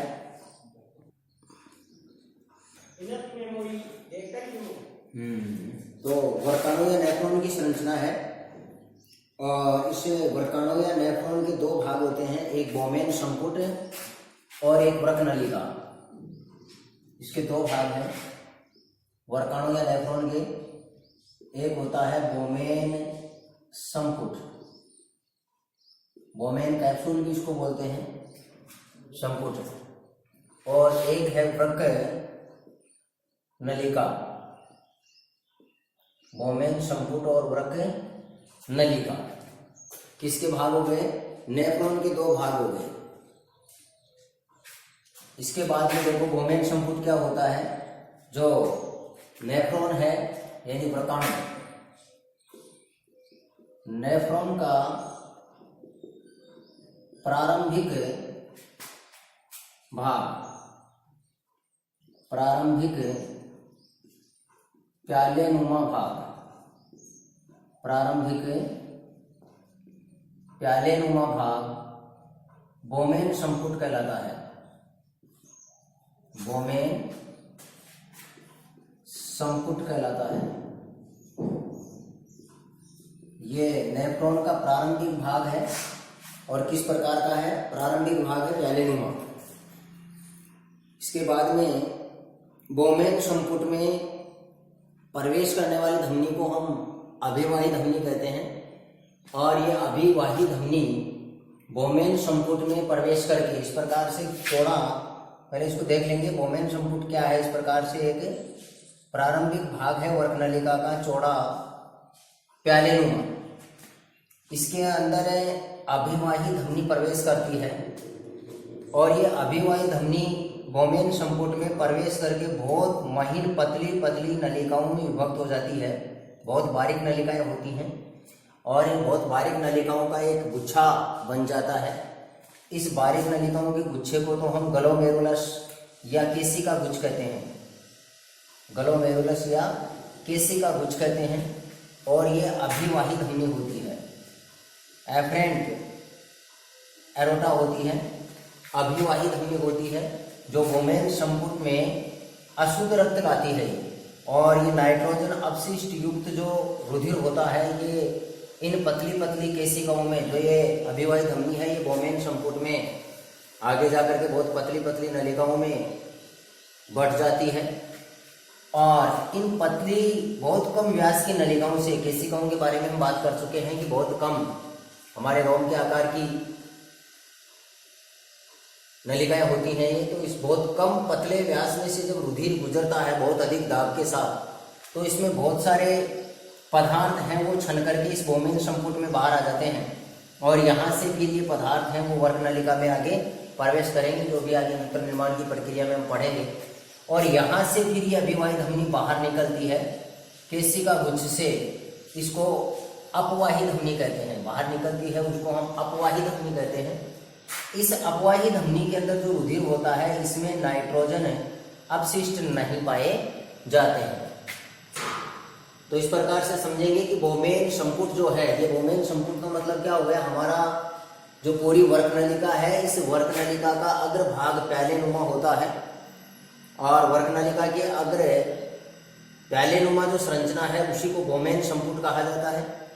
और इस बोमेन संपुट में अभिवाही धमनी प्रवेश करती है, जो धमनी अंदर जाती है उसको अभिवाही कहते हैं और ये फिर अंदर जाकर के बहुत छोटी छोटी पतली नलिकाओं में विभक्त हो जाती है और एक केशिका गुच्छ बना लेती है जिसको ग्लोमेरुलस कहते हैं। और इन केशिकाओं में से जब रुधिर है वो अत्यधिक दाब के साथ गुजरता है तो बहुत सारे उपयोगी और अनुपयोगी नाइट्रोजन जो है, नाइट्रोजन अपशिष्ट भी इसमें छन जाता है और इसके साथ साथ बहुत सारे जो हमारे शरीर के काम के पदार्थ हैं वो भी छन जाते हैं, जिनको बाद में हम देखते हैं पुनः अवशोषण। इसका जो समीपस्थ भाग है, हेनले का लूप है आगे, उसके द्वारा इसका पुनः अवशोषण कर लिया जाता है और बाहर निकलेगी अपवाही धमनी के रूप में। तो आप आगे देखेंगे, एक बार मैं यहाँ तक लिखता हूँ, उसमें आगे देखेंगे कि बोमेन संपुट में,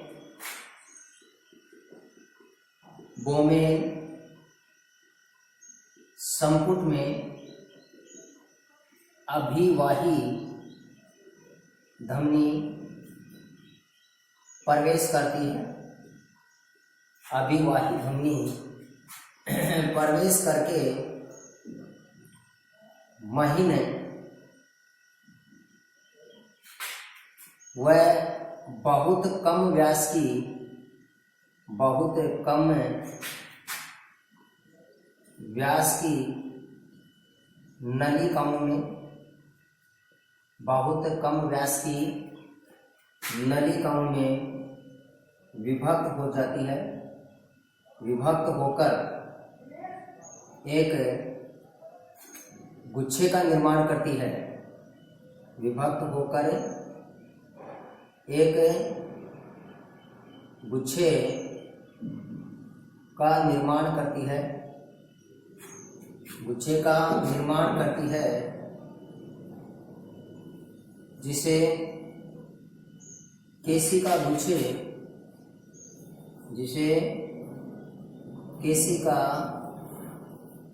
गुच्छे या ग्लोमेरुलस कहते हैं, या ग्लोमेरुलस कहा जाता है, ग्लोमेरुलस कहा जाता है। यहां ध्यान देंगे, पहले इतना देखेंगे बोमेन संपुट वाले पार्ट में ही कि बोमेन संपुट है क्या, नेफ्रॉन या जो वर्ताणु है इसका प्रारंभिक भाग है। प्रश्न पूछा जा सकता है कि नेफ्रॉन का या जो वर्ताणु है इसका प्रारंभिक भाग का नाम बताइए, तो इसका प्रारंभिक भाग का नाम आएगा बोमेन संपुट। कैसी संरचना होती है इसकी, पहलेनुमा। बोमेन संपुट की संरचना कैसी होगी, पहलेनुमा। और इस बोमेन संपुट में प्रवेश करने वाली जो धमनी है उस धमनी का नाम क्या है, यह अभिवाही धमनी होती है। और यहाँ इस अभिवाही धमनी के द्वारा इस बोमेन संपुट में नाइट्रोजन अपशिष्ट युक्त पदार्थों को लाया जाता है। जो रुधिर लाते हैं, ये अभिवाही धमनियां रुधिर लाती हैं, उसमें नाइट्रोजन अपशिष्ट पाए जाते हैं। फिर ये अभिवाही धमनी जो है ये बोमेन संपुट में प्रवेश करके छोटी छोटी नलिकाओं में बढ़ जाती है और इन छोटी छोटी नलिकाओं को ही फिर केशिका गुच्छ या इसको ग्लोमेरुलस कहते हैं। और इस केशिका गुच्छ या ग्लोमेरुलस में ही फिर रुधिर के छलने की क्रिया होती है। तो पहले इतना उतारेंगे आप एक बार, इसके बाद में देखो बोमेन संपुट के बारे में और देखेंगे आगे।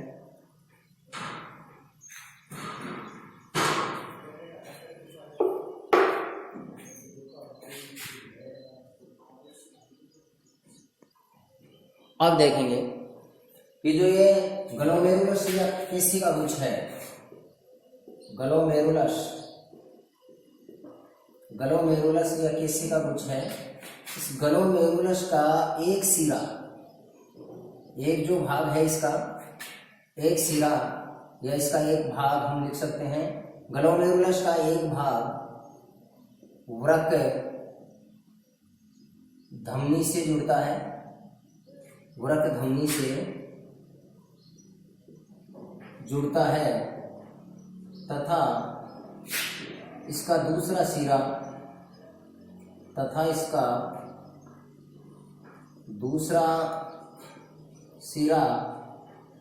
वृक्क सिरा से जुड़ता है। दूसरा जो भाग है ये वृक्क सिरा से जुड़ता है। जो वृक्क धमनी है, आगे देखेंगे, वृक्क धमनी नाइट्रोजन अपशिष्ट युक्त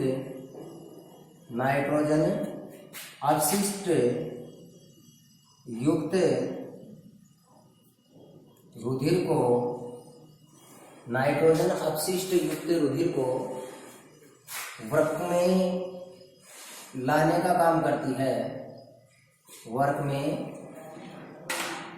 लाने का काम करती है, वृक्क में लाने का काम करती है तथा वृक्क सिरा नाइट्रोजन अपशिष्ट रहित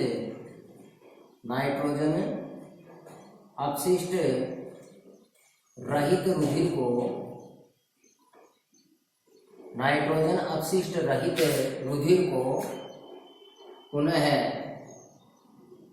शरीर में पहुंचाने का काम करती है,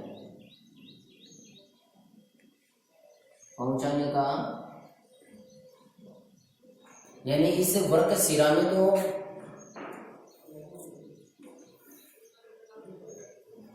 वृक्क जो शिराएं हैं यहाँ से फिर रुधिर वापस हृदय में चला जाता है। तो वृक्क जो शिरा है इसमें नाइट्रोजन अपशिष्ट रहित रुधिर होता है और वृक्क धमनियों में नाइट्रोजन युक्त रुधिर होता है। अब आगे देखेंगे,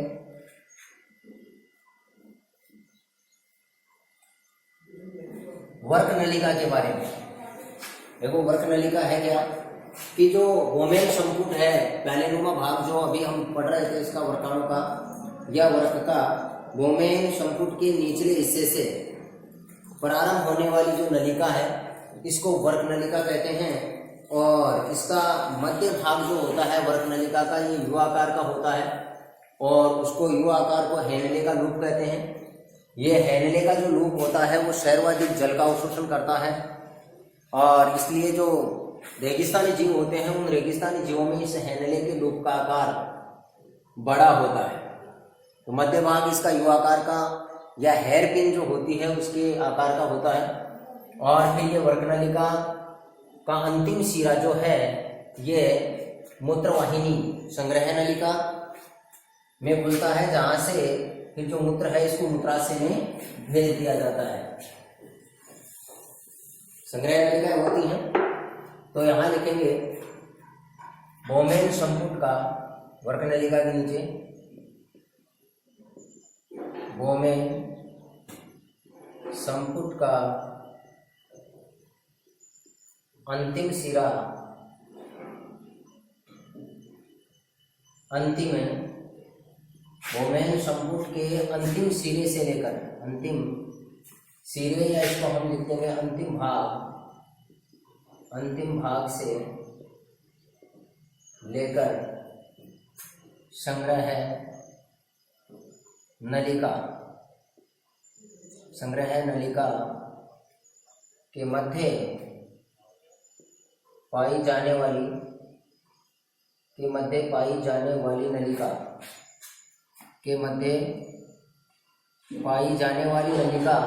क्या कहलाएगी? वर्क नलिका। यहाँ उतना ही रहने दे। समझ जाएंगे कि बोमेन संपुट के अंतिम भाग से लेकर के संग्रह नलिका के मध्य, संग्रह नलिका जो है इस संग्रह कलेक्टिंग डक्ट संग्रह नलिका के बीच में पाई जाने वाली जो नलिका है इसको क्या कहा जाता है? वर्क नलिका कहा जाता है।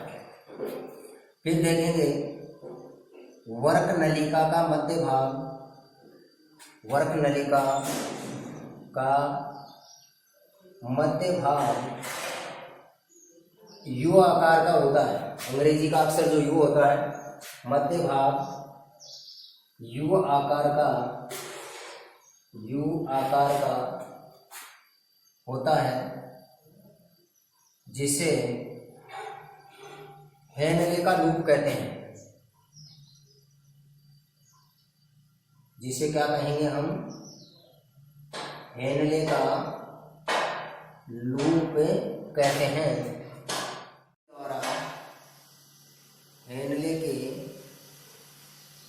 लूप के द्वारा जल का अवशोषण किया जाता है। हेनले के लूप के द्वारा किसका अवशोषण करेंगे? जल का अवशोषण किया जाता है। आप यहाँ नीचे लिखेंगे, मैं यहाँ लिख रहा हूँ, वर्क नलिका के नीचे लिखेंगे रेगिस्तानी जीवों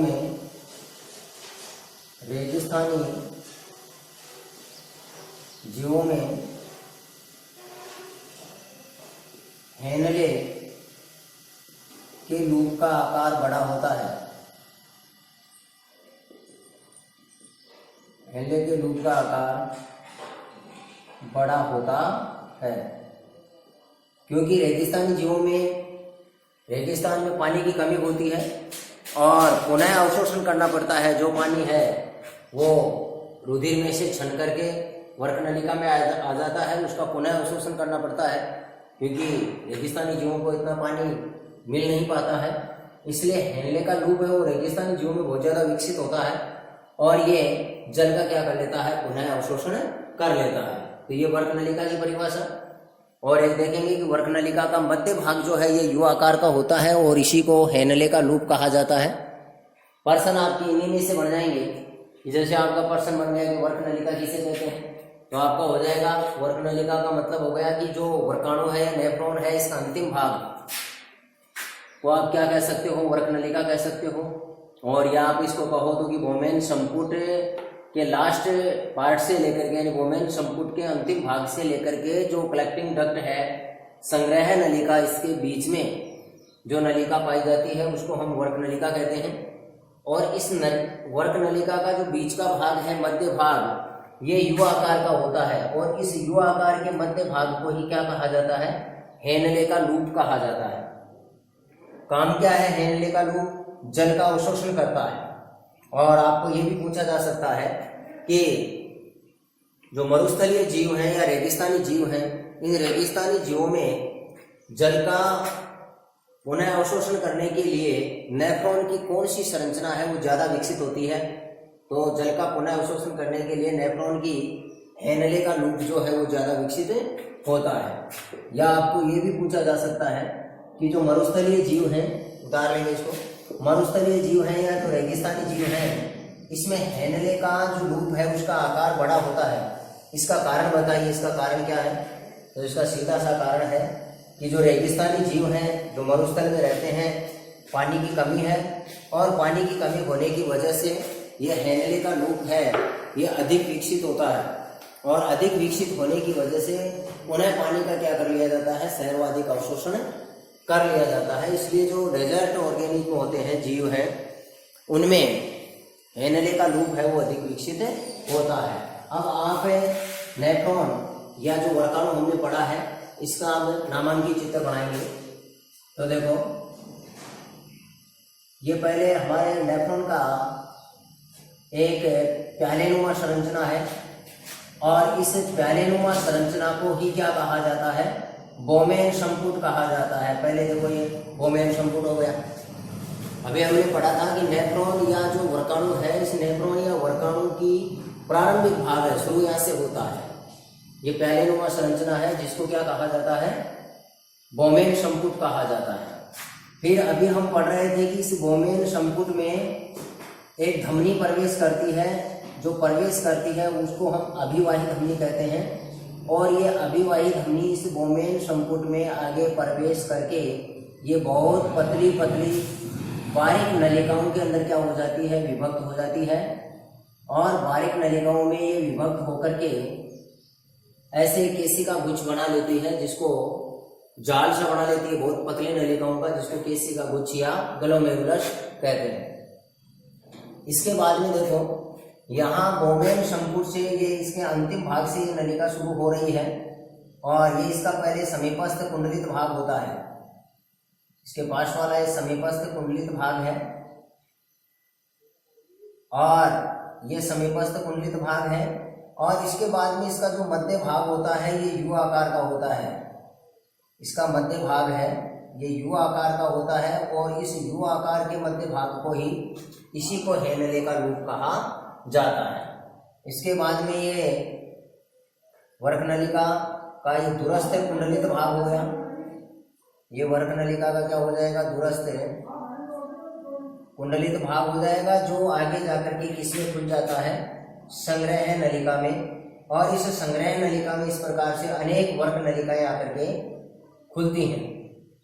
वर्क नलिकाओं के अनेक वर्क नलिकाएं इसमें आकर के खुलती हैं और सारे के सारे जो नाइट्रोजनी अपशिष्ट है, जिसको मूत्र कहा जाता है, ये सारा का सारा इस संग्रह नलिका में ला करके डाल देती हैं। इस प्रकार के अनेकों लाखों वर्क नलिकाएं हमारे शरीर में इसमें वर्गों में पाई जाती हैं और यहाँ से जो भी मूत्र है ये मूत्र वाहिनी, यहाँ से मूत्र वाहिनी के माध्यम से मूत्राशय में क्या कर दिया जाता है? एकत्रित कर दिया जाता है। अब इसमें देखो थोड़ी सी बात आप ये समझेंगे कि यहाँ जो अभिवाही धमनी अंदर प्रवेश कर रही है, यहाँ अभिवाही धमनी है, इसके द्वारा रुधिर आएगा और ये रुधिर कैसा होगा? नाइट्रोजनी अपशिष्ट युक्त होगा। यहाँ नाइट्रोजनी अपशिष्ट युक्त जो रुधिर है जो अभिवाही धमनी के द्वारा प्रवेश कर रहा है और प्रवेश करने के बाद में यहाँ जाकर के छनेगा और छनने के बाद में यहाँ जो अपशिष्ट ये छनित्र है इसको निस्पंदन कहा जाता है। ये निस्पंदन यहाँ आ जाएगा, ये निस्पंदन आगे आ जाएगा और ये फिर इस नलिका के द्वारा ऐसे प्रवाहित होगा। ये निस्पंदन है इस नलिका के द्वारा प्रवाहित होगा। अब इसके अंदर नाइट्रोजनी अपशिष्ट भी होते हैं और नाइट्रोजनी अपशिष्ट के साथ साथ इसमें अन्य ग्लूकोज है, ग्लूकोज के साथ साथ में अन्य जो उपयोगी पदार्थ होते हैं, हार्मोन्स वगैरह, ये भी इसमें छन जाते हैं। इसलिए उनका जल है उन्हें अवशोषण करना आवश्यक होता है। इसके लिए क्या होता है कि ये जो यहाँ से अभिवाही धमनी का ये दूसरा सिरा ये यहाँ से निकल रहा है, ये अपवाही धमनी है और ये अपवाही धमनी इस प्रकार से देखो, ये जो अपनी वर्क नलिका है, इस वर्क नलिका के बाहर ऐसे आकर इस प्रकार से आएगी और इसके चारों ओर लिपटी रहती है। इसके बाहर आकर के इस प्रकार से इसके चारों ओर लिपटी रहेगी, इस प्रकार से आएगी और ऐसे इसको आप बना सकते हैं।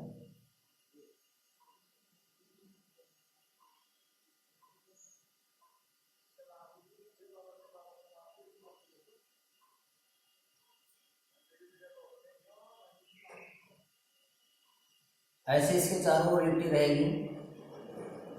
इसको आप ज़्यादा जटिल में बनाओ, तो फिर समस्या आएगी आपकी। देखो इसको सरल बना देता हूँ।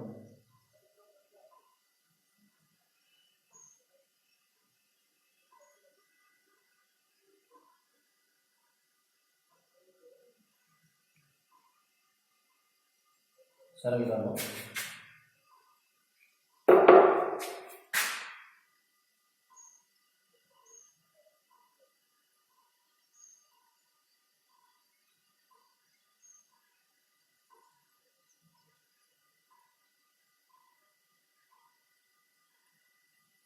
यहाँ इसके बाहर आ जाएगी ऐसे ऐसे ऐसे इसके चारों ओर ये लिपटी रहेगी।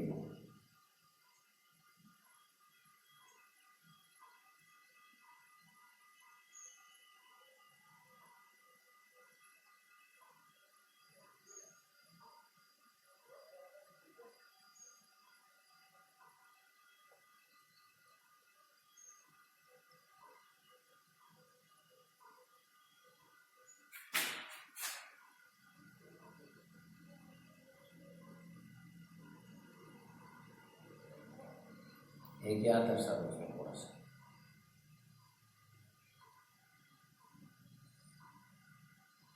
एक याद दर्शा दो, फिर ले जाओ उसको, फिर देखो अंदर आ गई, अंदर वाली इस प्रकार से यहाँ आकर के यहाँ इसके चारों ओर लिपटी रहती है।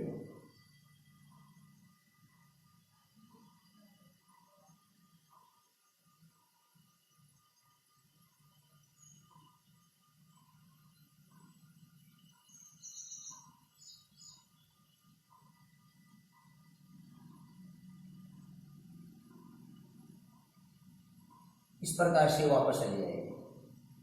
ये इसके चारों ओर लिपटी रहती है और ये चारों ओर से लिपट करके फिर यहाँ जो उपयोगी पदार्थ छन जाते हैं उनका मतलब फिर पुनः अवशोषण करती है।